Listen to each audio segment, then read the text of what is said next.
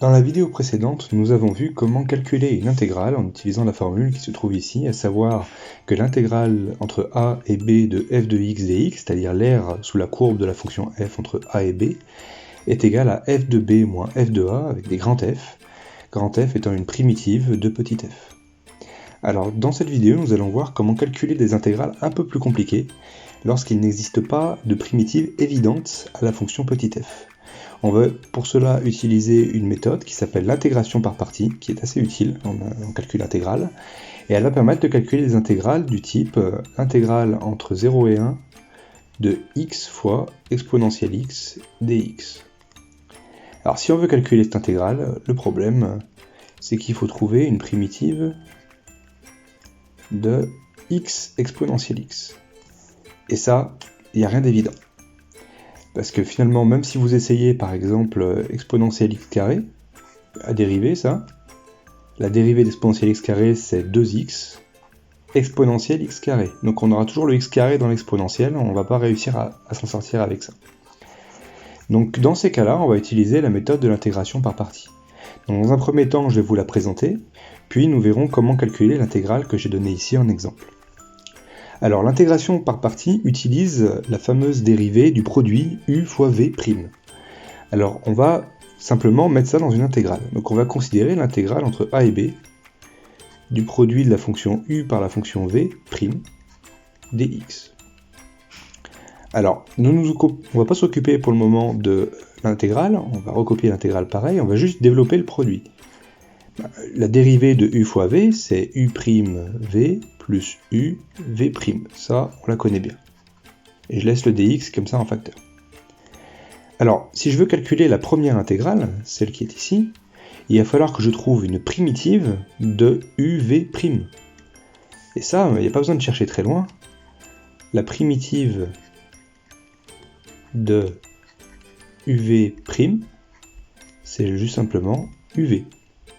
Donc ça veut dire qu'on va avoir u fois v entre a et b. Donc là j'ai calculé la première intégrale ici en utilisant la formule qui se trouve là-haut, donc avec la primitive de uv'. C'est égal à l'intégrale entre a et b de, alors je recopie, u'v plus uv'.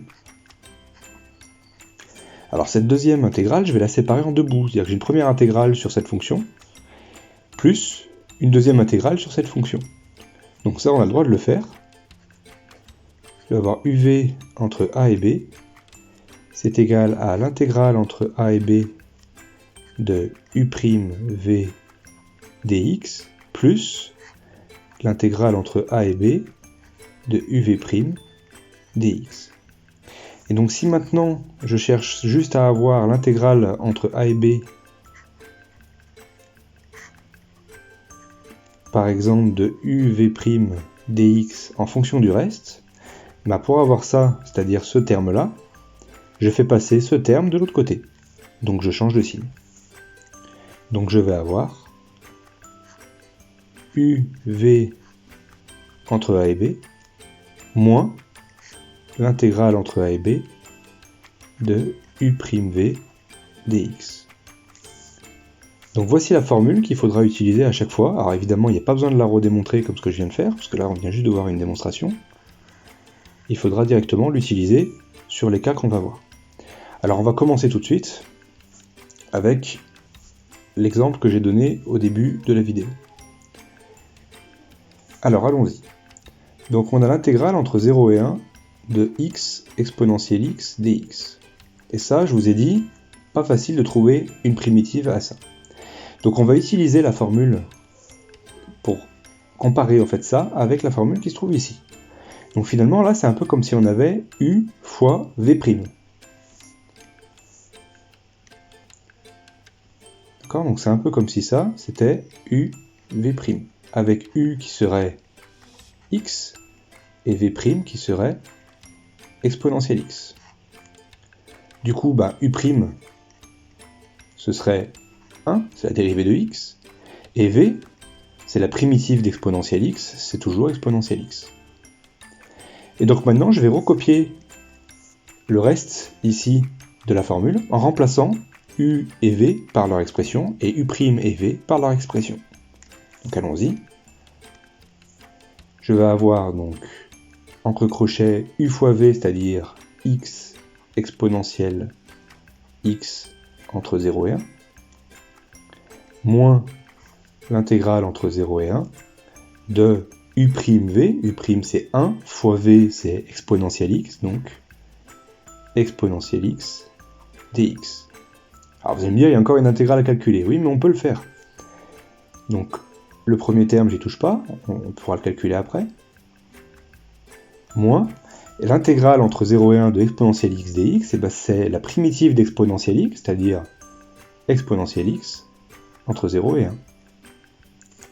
Donc ça, si je le calcule, le premier terme, ça va être 1 fois exponentielle 1, moins 0 fois exponentielle 0, ça nous fait 0, moins exponentielle 1, moins exponentielle 0, c'est-à-dire 1.